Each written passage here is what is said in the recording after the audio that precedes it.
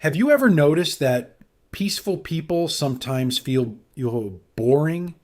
You meet someone kind, consistent, and predictable, and while you logically know they're good for you, there's no spark, there's no pull. But then you meet someone else, someone a bit unpredictable, someone whose moods shift like the weather, and suddenly you're awake. Your heart beats faster. You feel a level of intensity that you mistake for soulmate level chemistry. If you've ever found yourself repeatedly drawn to people who leave you feeling drained, anxious, or perpetually not enough, you might have wondered if there's something wrong with your radar. You might feel like you're making bad choices on purpose, but the truth is, these attractions are rarely about a lack of judgment. They are often a deeply logical response from a part of your mind that is simply trying to find its way home. When we talk about being attracted to toxic people, we usually focus on the red flags we missed. We talk about the manipulation or the narcissism of the other person. But the more insightful question isn't, why are they like that? It's, why does that specific frequency feel so familiar to me? For many of us, our internal definition of love wasn't formed by reading poetry or watching movies. It was formed by observation. As children, we didn't just learn what love is, we learned what love feels like. If you grew up in an environment where love was conditional, where you had to perform to be noticed, or where you had to manage the emotions of the adults around you just to stay safe, your nervous system began to wire itself to that specific tension. In that context, chaos becomes synonymous with connection. If love was always a struggle, then a relationship that is easy feels suspicious. It feels empty. You aren't looking for toxicity. You're looking for the feeling of striving. You're looking for that familiar ache of trying to prove your worth to someone who is withholding it. That's not a weakness. It's an adaptation. It's your brain's way of saying, I know how to survive this. I know this dance. Consider the micro behaviors that start to emerge in these cycles. You might find yourself overanalyzing a single text message for hours, looking for hidden meanings in the punctuation or the timing. You might notice that you've become an expert at reading the room, sensing a shift in someone's mood before they even realize it themselves. On the surface, this looks like being perceptive or empathetic, but underneath it's a form of hypervigilance. It's a survival strategy. When you are attracted to a toxic or emotionally unavailable person, your old survival skills suddenly have a purpose again.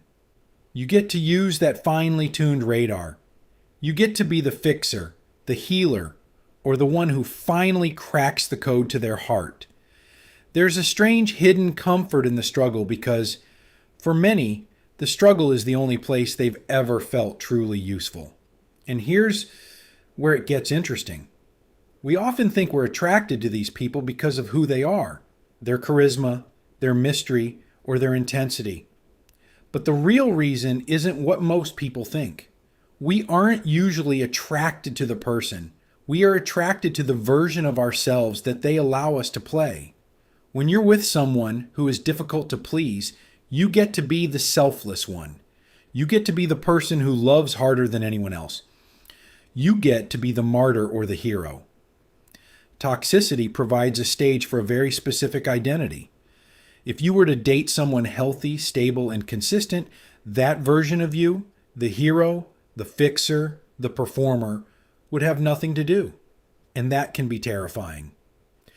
To a person who has built their entire identity around managing chaos, peace feels like an identity crisis. This is why healthy love can feel so incredibly uncomfortable at first. It doesn't trigger the dopamine spikes of the makeup and breakup cycle. It doesn't offer the high of finally being chosen by someone who is hard to catch. Healthy love is quiet. And in that quietness, you are forced to sit with yourself. Without the drama of a toxic partner to distract you, you might have to face the parts of yourself that feel empty or unworthy of being loved without earning it. Think about the feeling of waiting for a phone call that may or may not come. That knot in your stomach isn't just anxiety. For many, that's what they've been taught excitement feels like. We've been conditioned to believe that if there's no heart-wrenching longing, there's no passion. We've confused the high of relief with the warmth of safety.